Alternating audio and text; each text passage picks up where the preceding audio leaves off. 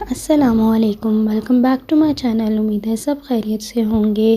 اور آج مما نے بنائی تھی ناشتے میں نہاری، بیف نہاری بنائی تھی۔ ریسیپی میں ریکارڈ نہیں کر سکی اس کی آپ کے ساتھ، لیکن انشاءاللہ نیکسٹ ٹائم ضرور کروں گی، کیونکہ مما نے اٹھنے سے پہلے ہی تیار کر چکی تھی تو میں ریسیپی ریکارڈ نہیں کر سکی۔ بہت مزیدار یہ نہاری بنی تھی۔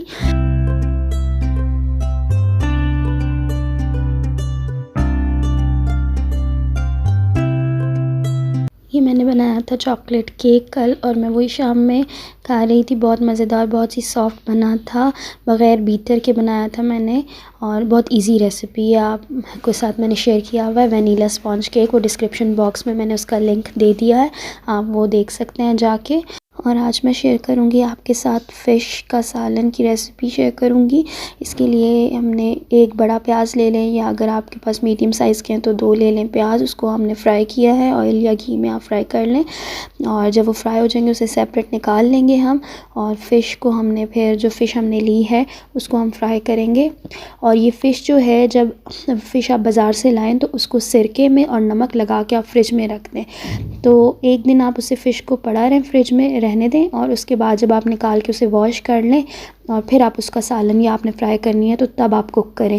اس سے آپ کی فش میں سے کبھی اسمیل نہیں آئے گی، بہت ہی مزیدار فش بنے گی اس طرح سے۔ جب ایک سائڈ سے یہ فرائی ہوتا جائے، کلر آتا جائے، تو آپ اس کو ٹرن کرتے جائیں۔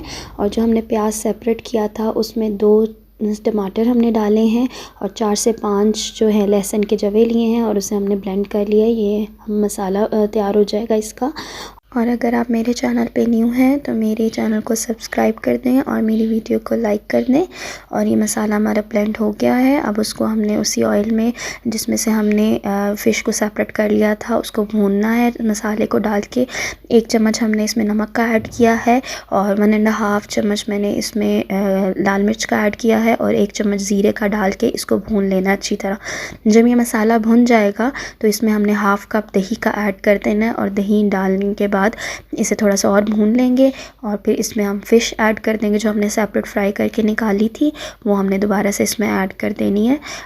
فش ایڈ کرنے کے بعد بس اس کو ہم میڈیم فلیم پہ رکھ دیں گے پکنے کے لیے، دم پہ۔